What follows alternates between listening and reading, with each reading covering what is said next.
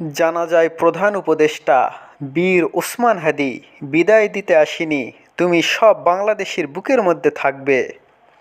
অন্তর্বর্তী সরকারের প্রধান উপদেষ্টা অধ্যাপক মোহাম্মদ ইউনূস ইনকিলাব মঞ্চের আহ্বায়ক ওসমান বিন হাদির জানাজায় বক্তব্য দেন শনিবার জাতীয় সংসদ ভবনের দক্ষিণ প্লাজায়। প্রধান উপদেষ্টা অধ্যাপক মোহাম্মদ ইউনূস বলেছেন, বীর ওসমান হাদি, তোমাকে আমরা বিদায় দিতে আসিনি এখানে। তুমি আমাদের বুকের ভেতরে আছো এবং চিরদিন বাংলাদেশ যতদিন আছে তুমি সকল বাংলাদেশির বুকের মধ্যে থাকবে, এটা কেউ সরাতে পারবে না।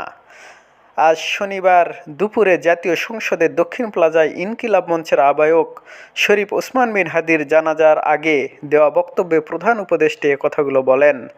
প্রধান উপদেষ্টা আরও বলেন, আমরা আজকে তোমাকে প্রিয় হাদি বিদায় দিতে আসিনি, আমরা তোমার কাছে ওয়াদা করতে এসেছি তুমি যা বলে গেছো সেটি যেন আমরা পূরণ করতে পারি। Please subscribe and click bell icon to get more update. জানাজায় অংশ নেয় লাখো মানুষ। জাতীয় কবির পাশে সমাহিত ওসমান হাদি। ওসমান হাদির মরদেহ দাফনের জন্য নেওয়া হয় ঢাকা বিশ্ববিদ্যালয়ের কেন্দ্রীয় মসজিদ সংলগ্ন জাতীয় কবির সমাধির পাশে।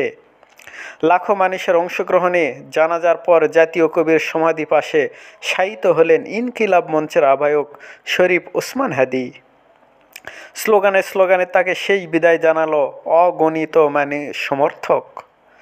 আজ শনিবার বিকেল 4টার দিকে ঢাকা বিশ্ববিদ্যালয়ের কেন্দ্রীয় মসজিদ সংলগ্ন জাতীয় কবি কাজী নজরুল ইসলামের সমাধির পাশে ওসমান হাদির দাফন সম্পন্ন হয়। ওসমান হাদিকে দাফনের সময় শোকাহত সতীর্থরা।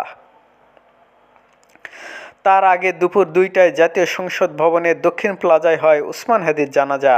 তাতে প্রধান উপদেষ্টা অধ্যাপক মোহাম্মদ ইউনূস সহ লাখো মানুষ অংশ নেন। জুলাই আন্দোলনের মুখ ওসমান হাদি 32 গত 12 ডিসেম্বর ঢাকার বিজয়নগরে দুর্বৃত্তের হামলায় আহত হন। মাথায় গুলিবিদ্ধ হাদিকে উন্নত চিকিৎসার জন্য 3 দিন পর নেওয়া হয়েছিল সিঙ্গাপুরে। তবে চিকিৎসকদের সব প্রয়াস ব্যর্থ করে গত 18 ডিসেম্বর ওসমান হাদির জীবন অবসান ঘটে। কফিনবন্দি হয়ে গতকাল শুক্রবার দেশে ফেরেন জুলাই আন্দোলনের এই সৈনিক। তার মরদেহ রাখা হয় শেরেবাংলা নগরে জাতীয় হৃদরোগ ইনস্টিটিউটের হিমঘরে। জাতীয় সংসদের দক্ষিণ প্লাজায় ওসমান হাদির জানাজায় মানুষের ঢল শনিবার বিকেলে। সেখান থেকে আজ সকাল 9:30টার দিকে মরদেহ ময়নাতদন্তের জন্য নেওয়া হয়েছিল পাশের সোহরাওয়ার্দী মেডিকেল কলেজ হাসপাতাল মর্গে। ময়নাতদন্ত শেষে মরদেহ হৃদরোগ ইনস্টিটিউটে ফিরে এনে গোসল করানো হয়। এরপর বেলা 2টার আগে ওসমান হাদির মরদেহ বহন